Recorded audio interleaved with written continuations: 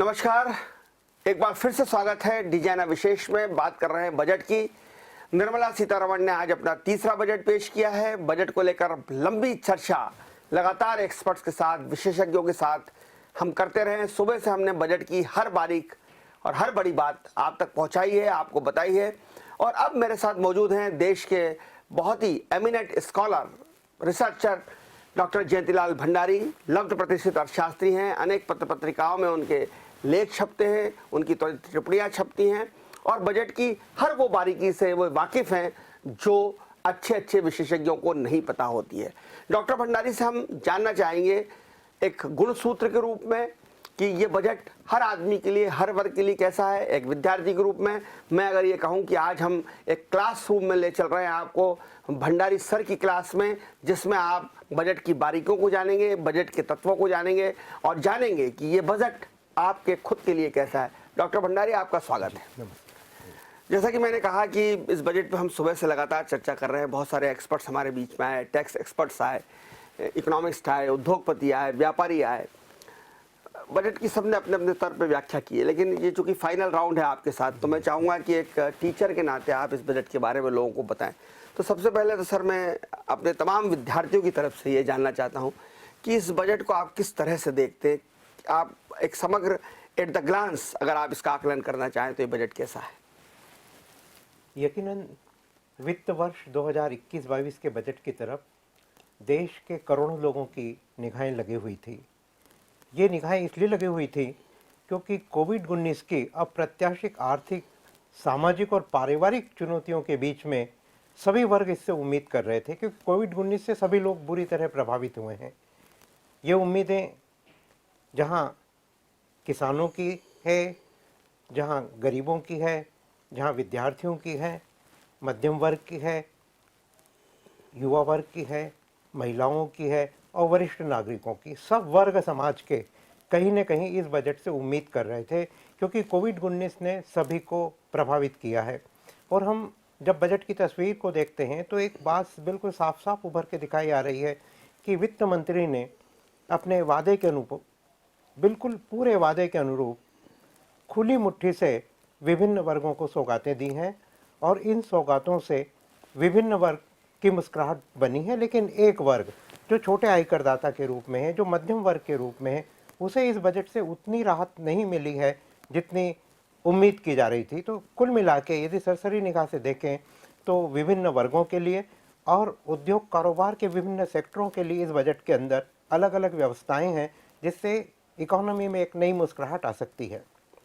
Doctor Bhandari, जैसे कि मैंने कहा कि हम चाहते हैं कि इस बजट को सरल स्वरूप में आप जनता तक पहुंचाएं। आम आदमी की ज़िंदगी पर यह बजट कैसे प्रभाव डालेगा? क्या ये बजट महंगाई को कम करने में कामयाब होगा? निश्चित रूप से नए बजट से महंगाई नहीं बढ़ेगी। आम आदमी की जिंदगी की 3 अनिवार्य आवश्यकताएं हैं: रोटी, कपड़ा और मकान। इस बजट के माध्यम से जहां रोटी महंगी होती हुई नहीं दिखाई दे रही है, क्योंकि सरकार ने कृषि के लिए, किसानों के लिए, ग्रामीण विकास के लिए भरपूर व्यवस्थाएं की हैं। दूसरी बात, कपड़ा, टेक्सटाइल इंडस्ट्री के लिए सरकार ने बहुत राहत दी है। नए टेक्सटाइल से रिलेटेड पार्कों के लिए इस बजट के अंदर बड़े प्रावधान किए गए हैं और हाउसिंग के लिए, और ख़ास तौर से एक आम आदमी का जो कम मूल्यों का मकान हो सकता है, उसके लिए भी फिर से रियायतें दी गई हैं। तो रोटी और कपड़ा, मकान जो एक सामान्य व्यक्ति की ज़रूरत होती हैं, वे इस बजट के माध्यम से कहीं महंगे होते हुए नहीं दिख रहे हैं और इन तीनों मदों के अंतर्गत लोगों को राहत मिलते हुए दिखाई दे रही है। तो आम आदमी इस बजट से कहीं बहुत प्रभावित नहीं होगा महंगाई के रूप में, लेकिन कई सुविधाएं मिलेंगी आम आदमी को। ये सुविधाएं होंगी, पर्यावरण की सुविधा होगी, स्वच्छ पर्यावरण के लिए और स्वच्छ जल मिशन के लिए।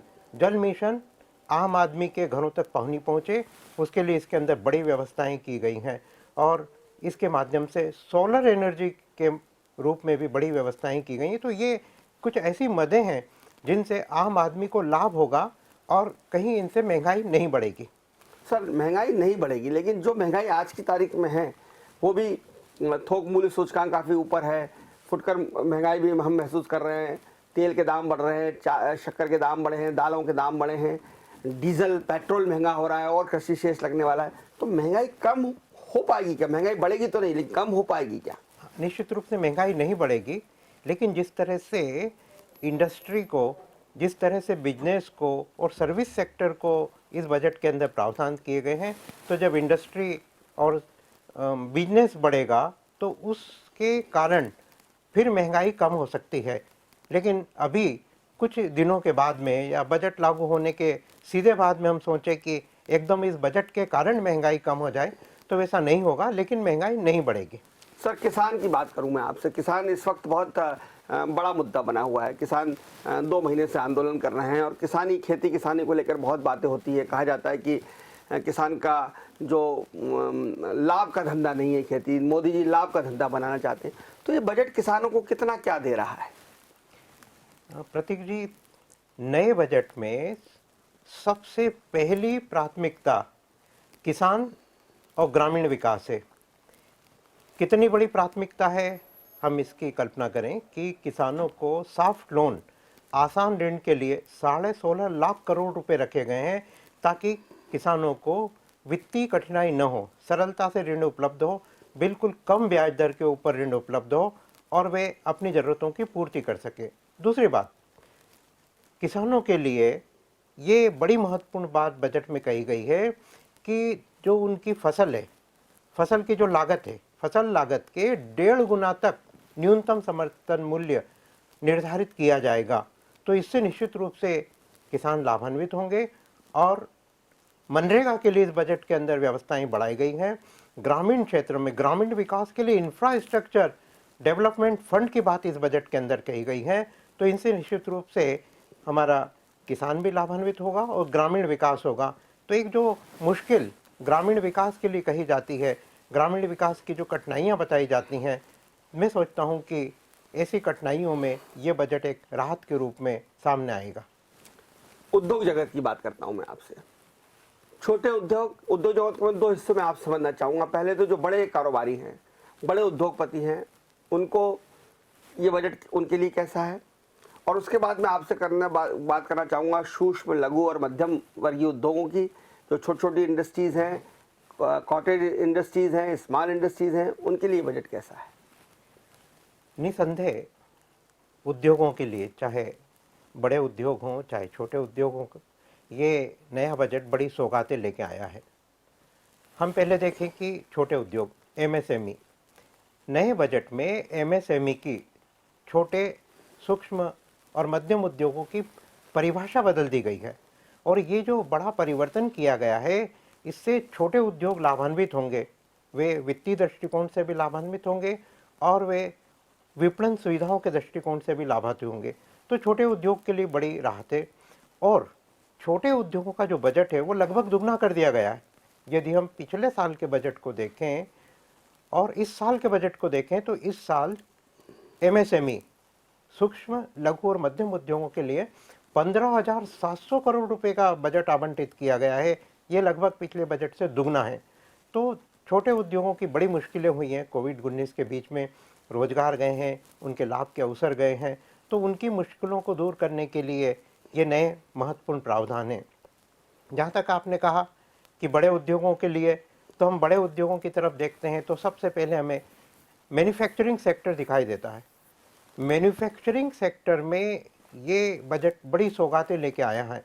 और ये सौगातें इसलिए भी हैं कि हमें निर्यात की नई संभावनाएं दिखाई दे रही हैं। हमें चीन से जो उद्योग धंधे निकल रहे हैं, निवेश निकल रहे हैं, वे निवेश, वे उद्योग भारत की तरफ आ सके, इसके लिए भी मैन्युफैक्चरिंग सेक्टर को बढ़ावा देने के लिए इस बजट में प्रोत्साहन दिए गए हैं कि बाहर के उद्योग आएँ और उत्पादन भी करें और निर्यात भी करें। तो इस सेक्टर को बड़ा महत्वपूर्ण संसाधनों से सजाया गया है नए बजट में। इसके साथ में टेक्सटाइल इंडस्ट्री को प्रोत्साहन दिए गए हैं और ये 2 बड़ी महत्वपूर्ण इंडस्ट्री इस बजट में बड़ी चमकती हुई दिखाई दे रही है, विनिर्माण उद्योग और टेक्सटाइल निर्माण।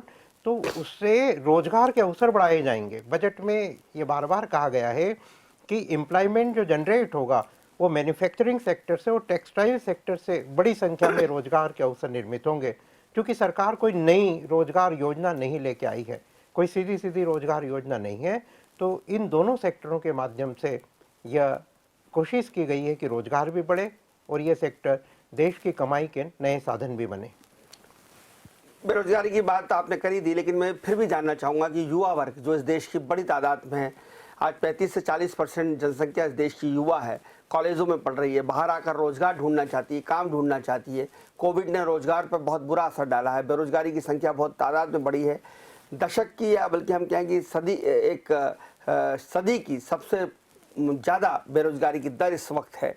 तो इस वक्त ये बजट जो है वो नौजवानों के लिए किस तरह का है? ये उम्मीद की जा रही थी कि जिस तरह ग्रामीण क्षेत्रों में रोजगार के लिए मनरेगा है, उसी तरह से शहरी क्षेत्रों में भी रोजगार की एक नई योजना मनरेगा की तर्ज के ऊपर आएगी। लेकिन इस बजट में ऐसा नहीं दिखाई दे रहा है। सरकार ने संकेत दिया है कि रोजगार के अवसर तो बड़ी संख्या में निर्मित किए जाएंगे, लेकिन यह जहां उद्योगों को बढ़ाकर, सर्विस सेक्टर को बढ़ाकर विकसित किए जाएंगे, वहीं बुनियादी ढांचा, इंफ्रास्ट्रक्चर डेवलपमेंट, बुनियादी ढांचे पे इस बार के बजट में फोकस किया गया है।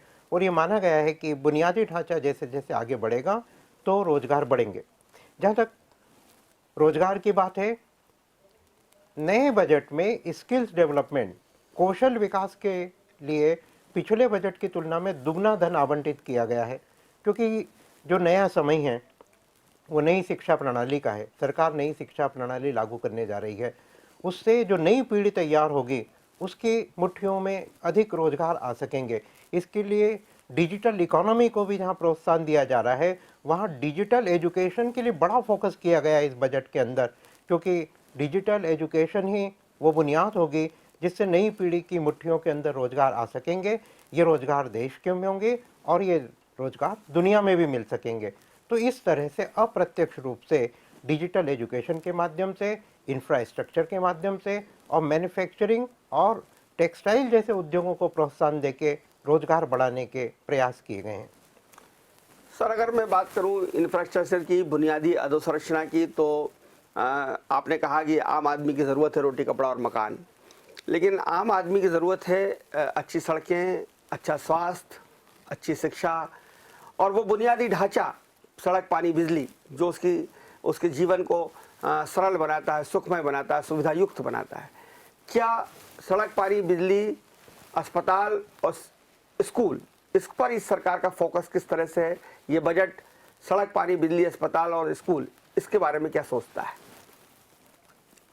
निश्चित रूप से पिछले सभी बजटों की तुलना में ये 5 मदें जो आपने बताई जिससे आम आदमी की मुस्कुराहट बढ़ सकती है, उसके अंदर जल की पूर्ति भी है, सड़क की पूर्ति भी है, आम आदमी के स्वास्थ्य की पूर्ति भी है, पर्यावरण की पूर्ति भी है, बिजली की पूर्ति भी है। ये पांचों इस बजट के अंदर सबसे ज़्यादा चमकते हुए दिखाई दे रही हैं और ये ऐसा मानव कल्याण के लिए उठाया कदम है जो पिछले बजट की तुलना में और विभिन्न बजटों की तुलना में इस बजट को अधिक चमकीला बनाते हुए दिखाई दे रहा है। महिला वर्ग के बात अगर नहीं करेंगे तो हमारी चर्चा अधूरी रहेगी, क्योंकि एक वित्त मंत्री महिला हैं और देश में पहली बार ऐसा हुआ है कि लगातार 3 बार एक महिला वित्त मंत्री ने बजट पेश किया है। तो महिलाओं के लिए इस बजट में क्या है? एक आम गृहिणी इस बजट में अपने लिए क्या पाती है? आम गृहिणी के हिसाब से 2 बातें हैं कि हमारे घर की रसोई महंगी नहीं होने जा रही है। एक बात, जो ग्रामीण और पिछड़े क्षेत्रों की जो महिलाएं हैं उनके लिए उज्ज्वला जैसी योजना के माध्यम से उनको राहत देने के लिए एक बार फिर से प्रयास किया गया है। और तीसरी बात ये कि महिलाओं के स्वरोजगार के ऊपर बहुत सरलता से महिला स्वरोजगार की तरफ आगे बढ़ सके, ऐसे उनके स्वावलंबन की व्यवस्थाएं भी इस बजट के विभिन्न प्रावधानों में दिखाई दे रही हैं। सर, बुजुर्गों की बात करें तो बुजुर्गों के लिए इस बजट में क्या है? बुजुर्गों के दृष्टिकोण से तो इस 75 बजट वर्ष में को छूट दे दी, को 75 वर्ष इस बजट में सबसे महत्वपूर्ण प्रावधान ये है कि 75 वर्ष से अधिक उम्र के जो बुजुर्ग हैं वे अपनी जो पेंशन से आमदनी कमाते हैं उसके ऊपर भी उनको टैक्स नहीं लगेगा, नंबर एक। और वे टैक्स रिटर्न फाइल नहीं भी करेंगे तो ये एक बहुत बड़ी राहत पहली बार बुजुर्ग वर्ग के लिए दिखाई दे रही है। सर, हमने उद्योग की बात की, लेकिन व्यापार की बात रह गई। व्यापार जगत, खासकर छोटे कारोबारी हैं, छोटी किराने की दुकान लगाते हैं, पान की दुकान लगाते हैं, छोटे छोटे कपड़ों की दुकानें हैं, हाँ, कस्बों में, गाँवों में, तराना में, महिदपुर में, घटिया में, उनेल में, गुना में, चाचौड़ा में, रागौड़ के छोटे व्यापारी जो लाखों की, करोड़ों की संख्या में ये व्यापारी हैं, इन व्यापारियों के लिए इस बजट में क्या है? छोटे उद्योग कारोबार के हिसाब से जब हम बजट देखते हैं तो दो बातें हमारे सामने उभर के सामने आती हैं। एक बात, उद्योग कारोबार के जो नियम हैं वे सरल कर दिए गए हैं, ये एक बहुत बड़ी बात है। छोटे उद्योग कारोबार को परेशानी नहीं आई, इसके नियम सरल किए गए हैं। और दूसरी बात, सॉफ्ट लोन, जो एक बड़ी दिक्कत अनुभव होती है कि सरलता से ऋण नहीं मिल पाते हैं, अधिक ब्याज के ऊपर ऋण मिलते हैं, तो सॉफ्ट लोन की एक नई व्यवस्था इस बजट के अंदर दिखाई दे रही है। जितना विस्तार इस बजट के अंदर सॉफ्ट लोन का किया गया है छोटे उद्योग कारोबार के लिए, वो बड़ा महत्वपूर्ण है। और कोविड-19 की चुनौतियों के कारण छोटे उद्योग कारोबार को जो मुश्किलें बनी हैं, निश्चित रूप से सॉफ्ट लोन के कारण और उद्योग कारोबार के सरल नियमों के कारण वे कुछ बहुत सरलता के रूप में परिवर्तित हो सकती हैं। सर, सर्विस क्लास जो इनकम टैक्स में छूट की बात कर रहा था, थोड़ी लिमिट बढ़ जाए, थोड़ा स्लैब में कुछ परिवर्तन हो जाए, वो सर्विस क्लास जो बड़ी संख्या में देश में है, जिसका रोजगार का, जिसकी आय का साधन सिर्फ उसकी तनख्वाह है, उसके लिए इस बजट को क्या आप निराशाजनक मानेंगे? निश्चित रूप से सर्विस क्लास के लिए बजट आशाजनक नहीं है। जो उम्मीद की जा रही थी, खासतौर से टैक्स पेयर के द्वारा जो छोटे आयकर दाता थे उनके लिए बहुत उम्मीद की जा रही थी कि कोविड-19 की चुनौतियों का उन्होंने बड़ा सामना किया है, उनकी परेशानियां बढ़ी हैं, उनकी आमदनी कम हुई है, तो ये एक बड़ी उम्मीद की जा रही थी कि छोटे जो करदाता हैं उनकी राहत मिलेगी। लेकिन इस बजट के अंदर टैक्स स्लैब के अंदर कोई परिवर्तन नहीं हुआ है, तो ये एक बड़ी आशा की जा रही थी, वो पूरी नहीं हुई है और ये आशा पूरी की जानी चाहिए। यदि हम देखें कि जब सभी वर्गों को राहत दी गई है, हर वर्ग लाभान्वित है, तो एक छोटे करदाता लाभान्वित होते हुए नहीं दिखाई दे रहे हैं और ये राहत जरूर दी जानी चाहिए थी। अभी जो इनकम टैक्स में टैक्स की छूट है वो 2.5 लाख रुपए तक है, बड़ी उम्मीद की जा रही थी, बहुत बड़ी उम्मीद की जा रही थी। चारों तरफ से बात भी आ रही थी कि ये टैक्स की छूट 5 लाख तक होगी।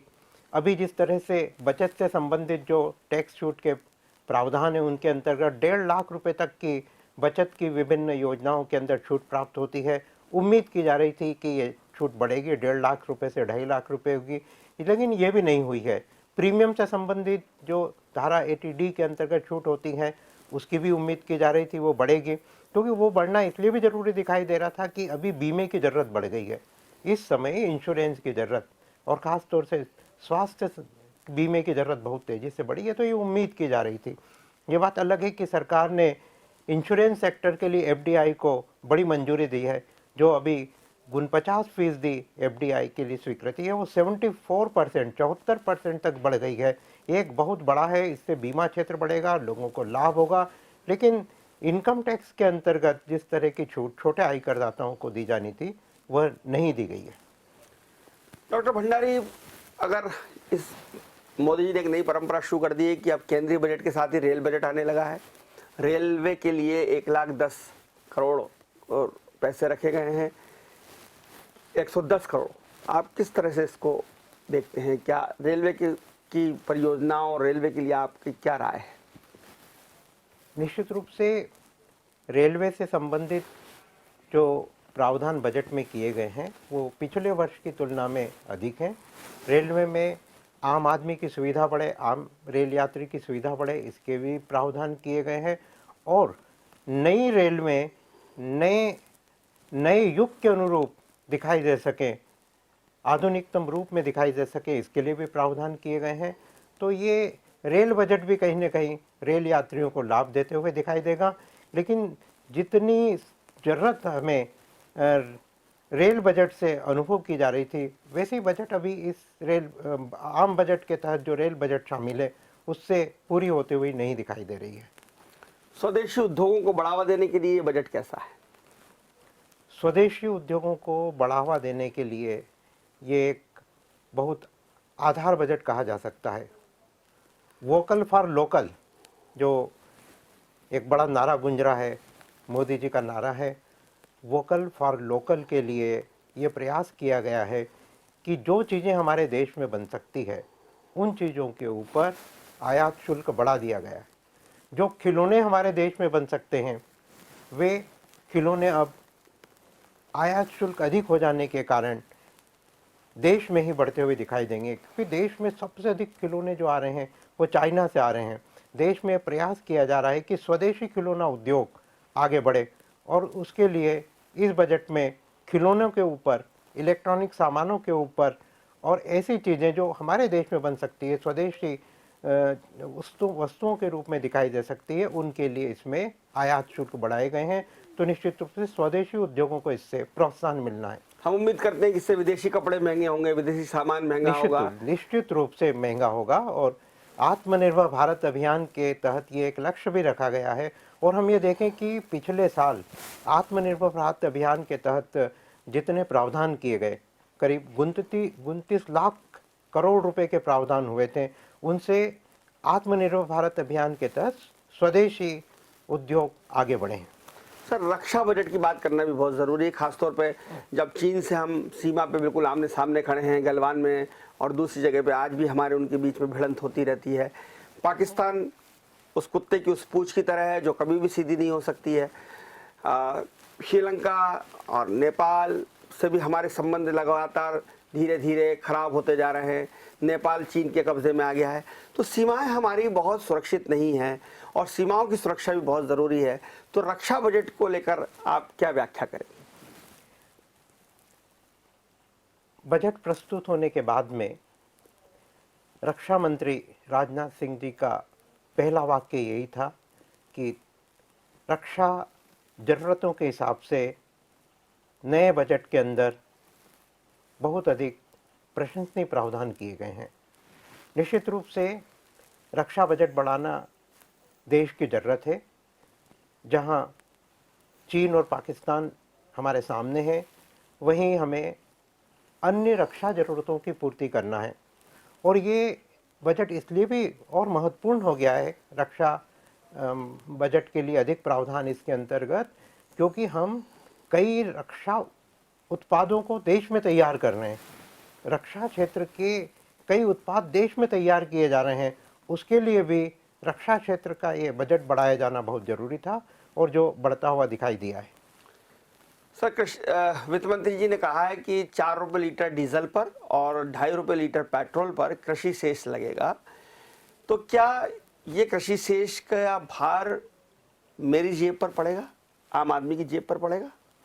निश्चित रूप से जब पेट्रोल और डीजल आम आदमी की ज़रूरत है तो इस सेस का भार भी आम आदमी के ऊपर पड़ेगा ही सही। वित्त मंत्री तो कह रही है कि इसका भार आम आदमी पर नहीं आएगा, बोझ नहीं आएगा। नहीं, जब सेस के रूप में है तो कहीं ना कहीं इसका भार तो पड़ेगा, क्योंकि ये भी पेट्रोल और डीजल की कीमत का एक भाग बनेगा। सर, वित्त मंत्री जी ने यह भी कहा कि वो 20 लाख करोड़ की बाजार से व्यवस्था करेगी, कर्जा लेगी। क्या ये कर्जा लेना आसान हो पाएगा? और ये कर्जा लेकर हम चारवाक दर्शन पे तो नहीं जा रहे, ऋणम कृत्वा घृतम पीवेत, कर्जा लो और ऋण लो और घी पियो, हम उस दर्शन पे तो नहीं जा रहे। यदि हम पिछले बजटों के आकार को देखें, पिछले 5 साल के बजटों को आकार के देखें, तो फिजिकल डेफिसिट हमारा कम होता जा रहा था। हमारे जो बजट लक्ष्य थे राजकोषीय घाटा लगातार कम होता जा रहा था। लेकिन पिछले साल के बजट को हम देखें, पिछले साल 2020-21 के बजट को देखें, तो बजट के अंदर 3.5% जीडीपी का, सकल घरेलू उत्पाद का 3.5% राजकोषीय घाटे का प्रावधान किया गया था। लेकिन अप्रत्याशित कारणों से पिछले साल जो राजकोषीय घाटा अभी बना जीडीपी है का 6.8% कर्जा लेने की बात पिछले करें। बार जो अभी नए आंकड़े आज वित्त मंत्री ने दिए हैं कि ये 9.5% हो गया, क्योंकि अप्रत्याशित परिस्थितियां थी। 29 लाख करोड़ रुपए अतिरिक्त दिए गए थे, तो वो बड़ा था। और इस बार के बजट के अंदर भी 6.8% फिजिकल डेफिसिट कहा गया है। तो ये एक देश की अनिवार्यता है। बहुत प्रतिकूल परिस्थितियों में फिजिकल डेफिसिट घाटे का बजट बनाना उपयुक्त माना जाता है, और इस समय तो अभी स्थितियां प्रतिकूल बनी हुई है। तो ऐसे में 6.8% का जो राजकोषीय घाटा है वो सराहनीय कहा जाएगा। क्योंकि सराहनीय इसलिए कहा जाएगा कि लोगों की ज़रूरतें पूरी करना है, इंडस्ट्री को आगे बढ़ाना है, बिजनेस को, सर्विस सेक्टर को, सभी को देना है। और ये जब सब आगे बढ़ेंगे, इकोनॉमी हमारी गतिशील होगी, तो ऐसे के अंदर फिर अगले सालों के अंदर हम राजकोषीय घाटे में कमी कर पाएंगे। और वित्त मंत्री ने कहा भी है कि 2025-26 तक ये जो फिजिकल डेफिसिट है, राजकोषीय घाटा है, ये 4.5% तक वो वापस कम करते हुए ले जाएगी, क्योंकि वो राजकोषीय अनुशासन भी बनाया जाना जरूरी है। सर, मेरा आखिरी सवाल आपसे ये होगा कि ये कहा जा रहा है कि डी इन्वेस्टमेंट किया जाएगा, हमारी कंपनियां पैसा अर्जित करने के लिए हमारी जो नवरत्न कंपनियां हैं वो बेच दी जाएंगी, हमारे अपने रेलवे स्टेशंस, हमारे अपने एयरपोर्ट्स निजी हाथों में चले जाएंगे, उन पर दूसरे लोगों का कब्जा हो जाएगा। तो एक आम भारतीय के नाते कहीं ना कहीं लगता है कि क्या एयरपोर्ट और रेलवे भी सेठों की और बनियों की जागीर बन जाएगी? एक आम आदमी की हम भाषा में बात करें तो विनिवेश यानी डिसइन्वेस्टमेंट का मतलब होता है कि जो सरकार की संपत्तियां हैं, जो सरकार के उपक्रम है, उनका कुछ भाग लोगों को बेच देना, और उससे जो पैसा प्राप्त हो, उससे जो धन प्राप्त हो, उसका सरकार की विभिन्न योजनाओं के अंदर उपयोग करना। तो डिसइन्वेस्टमेंट का मतलब ये नहीं है कि पूरी तरह से सार्वजनिक उपक्रम बिकेंगे, उनका कुछ भाग बेचकर धन प्राप्त किया जाएगा। और ये जो डिसइन्वेस्टमेंट है, इस साल का यदि हम बजट देखें तो सरकार ने लक्ष्य रखा है 1.75 लाख करोड़, 1.75 लाख करोड़ रुपए की जो सरकारी उपक्रम है उन उपक्रमों का कुछ भाग भेजा जाएगा। तो ये एक बहुत ज़रूरत है। और जो सरकारी उपक्रम है वे कहीं न कहीं कंपनियों के रूप में भी हैं, वे अब रेलवे के रूप में भी हैं, वे अब एयरपोर्ट के रूप में भी, इनका भी निजीकरण किया जाएगा। तो विनिवेश देश की ज़रूरत है, और देश की ज़रूरत इसलिए है कि ये पूंजी प्राप्त करने का एक महत्वपूर्ण साधन है। लेकिन विनिवेश के लक्ष्य प्राप्त करना कोई सरल नहीं है। गए साल हमने लक्ष्य रखा था 2.10 लाख करोड़, 2.10 लाख करोड़ हमारा टारगेट इतना बड़ा था, लेकिन हम कुल मिला के 45,000 करोड़ रुपए ही प्राप्त कर पाए, 1/4। तो इस साल ये विनिवेश का बहुत बड़ा लक्ष्य है, उसको पाने के लिए सरकार को शुरू से ही बहुत प्रयत्न करना पड़ेंगे। और ये विनिवेश का जो लाभ प्राप्त होगा, निवेश से जो पूंजी प्राप्त होगी, वो सरकारी योजनाओं के लिए और देश के लिए वित्तीय संसाधन जुटाने में महत्वपूर्ण भूमिका निभाएगी। और मेरा वही आखिरी सवाल जो मैं हर बार आपसे पूछता हूँ कि इस बजट को एक प्रोफेसर के नाते, एक अर्थशास्त्री के नाते आप कितने नंबर देंगे, अगर आपको 10 में से नंबर देना पड़े तो? 10 में से 8 नंबर जरूर दिए जाने चाहिए। बिल्कुल। बहुत धन्यवाद डॉक्टर जयंतीलाल भंडारी। आप इस वक्त देख रहे थे डॉक्टर भंडारी की क्लास, जिसमें बजट के हर छोटे से छोटे सवाल का हमने जवाब देने की कोशिश की है। हमने बताने की कोशिश की है आज दिन भर बजट की चर्चा में कि ये बजट आपके लिए कैसा है। हमने कोशिश की है कि आप तक वो हर बात पहुंचे जो आपके लिए जानना ज़रूरी है, आपके लिए समझना ज़रूरी है। बजट को हमने आपके घर तक पहुंचाया है, आप तक पहुंचाया है, और ये पूरी कोशिश हमने आज दिन भर की कवायद में की है हमारी न्यूज़ टीम ने कि हम बजट की हर बारीकियों से आपको अवगत करा सकें। आपको हमारा ये प्रयास कैसा लगा ज़रूर बताइए। देखते रहिए डी न्यूज़, खबरों का सिलसिला जारी है, जारी रहेगा। नमस्कार।